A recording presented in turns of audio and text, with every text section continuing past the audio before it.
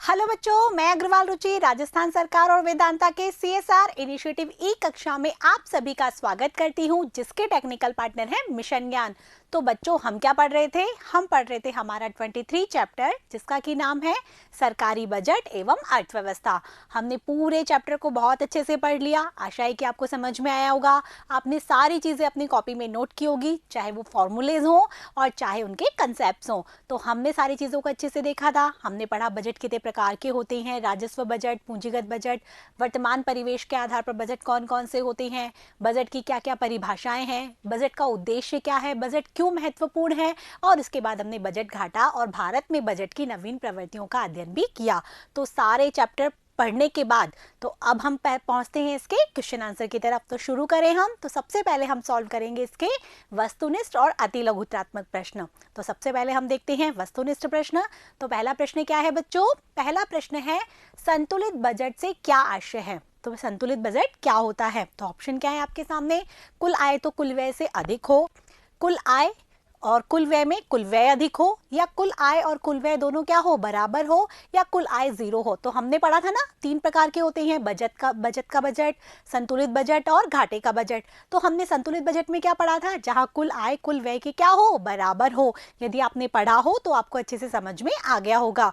तो क्या आंसर आएगा इसमें? स, कुल आय कुल व्यय के बराबर हो। अगला प्रश्न देखें। तो बच्चों, अगला प्रश्न क्या है? निम्न में से राजस्व प्राप्ति की मद नहीं है। तो हमने पढ़ा था ना कि राजस्व प्राप्ति जो कि करों से प्राप्त आय होती है और गैर करों से प्राप्त आय होती है, जिसमें लाभांश भी आता है, फीस, जुर्माना, शुल्क, ये सारी चीजें आती हैं। हमने पढ़ा था ना सार्वजनिक क्षेत्र से प्राप्त होने वाले लाभ, ये सब किस में आते हैं? राजस्व प्राप्ति में। तो आप इसमें देख लीजिएगा कौन सा ऑप्शन है जो नहीं में आएगा। तो कौन कौन से ऑप्शन है? कर आय, ये तो राजस्व प्राप्ति में आती है। लाभांश, ये भी आता है, जो भी सार्वजनिक स्रोतों के उद्योग हैं जिनसे लाभ प्राप्त होते हैं वो भी आते हैं। अनुदान आय, तो अनुदान आय इसमें नहीं आएगा। तो क्या ऑप्शन आएगा बच्चों इसमें? स। अगला प्रश्न देखें। अगला प्रश्न क्या है बच्चों?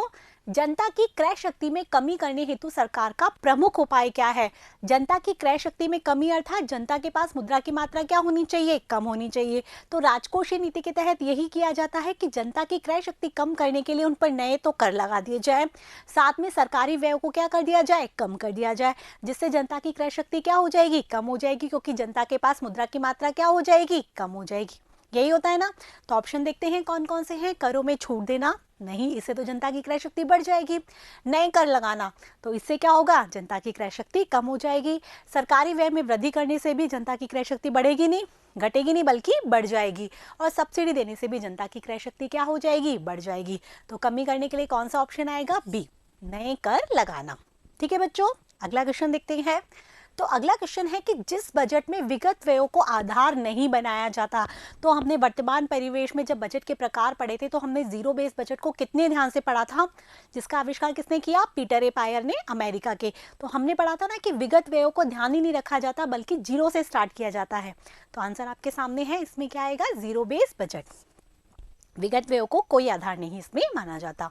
अगला क्वेश्चन देखते हैं। तो अगला क्वेश्चन है, संसद में प्रतिवर्ष बजट पास करवाने की व्यवस्था से किसकी सर्वोच्चता सिद्ध होती है? तो हमने कई बार रिपीट किया था कि इसमें क्या होता है कि जो संसद में प्रतिवर्ष बजट पास करवाया जाता है तो संसद की स्वीकृति प्राप्त होती है, तभी क्या होता है? बजट पास होता है। तो सर्वोच्चता किसकी हुई? संसद की हुई ना। तो क्या आंसर आएगा बच्चों इसमें? से संसद। ठीक है, यहाँ पर संसद का कार्यपालिका पर नियंत्रण होता है। अब ये थे बच्चों वस्तुनिष्ठ प्रश्न। अब आगे बढ़ते हैं हम अति लघुत्रात्मक प्रश्नों की तरफ। तो पहला प्रश्न क्या है? राजस्व प्राप्ति को दो भागों में बांटा गया है, दोनों भागों के नाम लिखिए। तो हमने कितनी बार रिपीट किया था कि राजस्व बजट को दो भागों में बांटा गया है, राजस्व प्राप्ति और राजस्व व्यय। तो प्राप्ति को भी दो भागों में बांटा गया है, एक तो होता है कर राजस्व और एक होता है गैर कर राजस्व। तो आपको इस तरीके से इसका उत्तर लिखना है। अगला प्रश्न देखते हैं।